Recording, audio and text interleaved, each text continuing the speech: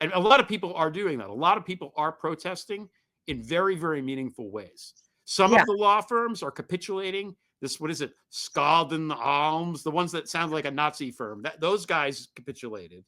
But you have Wilmer Hale and some of these other ones are not, which is great. Okay. That's what we need. Everybody has to do what they can within their, whatever it is to resist. And that's the way it's going to be. But I want people to, just this is where we are right now. This is just I'm not trying to be cute or be funny or be anything other No. than completely objective. This is where we are. Yeah. And it's either going to get better or it's going to get worse. It's not going to stay the same. So we need to wake up, I guess. I don't know.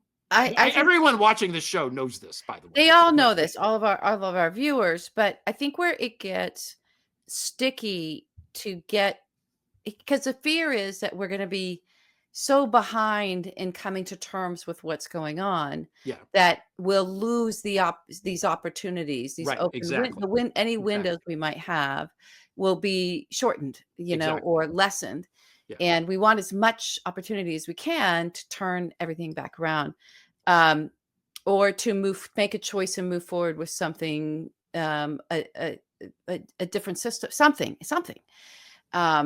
anything but this. I think, and it's not about disagreeing with policy and all of that. No.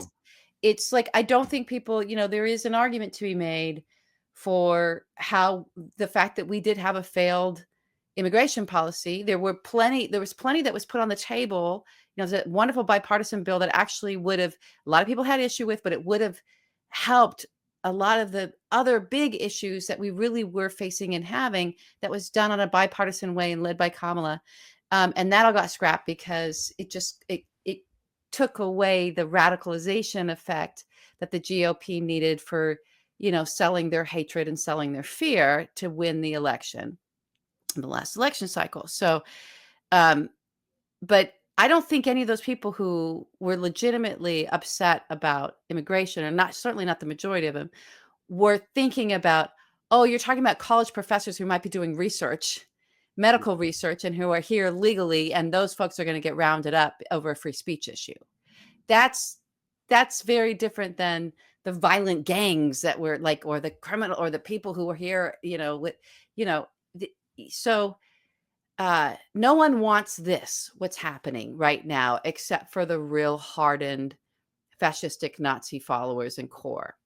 And that's just not a big enough percentage. That's not the majority of the people who even voted for this administration again. So I don't know. I do think it's important to recognize where we are. I completely agree with you.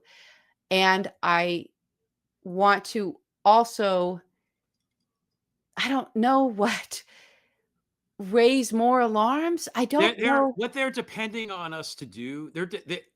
Fascism in general depends on people being just lazy or not, or making assumptions. They are assuming and counting on the fact that it's going to take us a while to ramp up, to figure it out, to figure out how to Hakeem Jeffries respond. to stop saying "in harm's way," for example. Right. Like that's Most just one people example of a in lot of harm's different, way. and people out in the wild who say things like, "Well, that's not going to happen. Social Security will be fine. They're not going to touch that."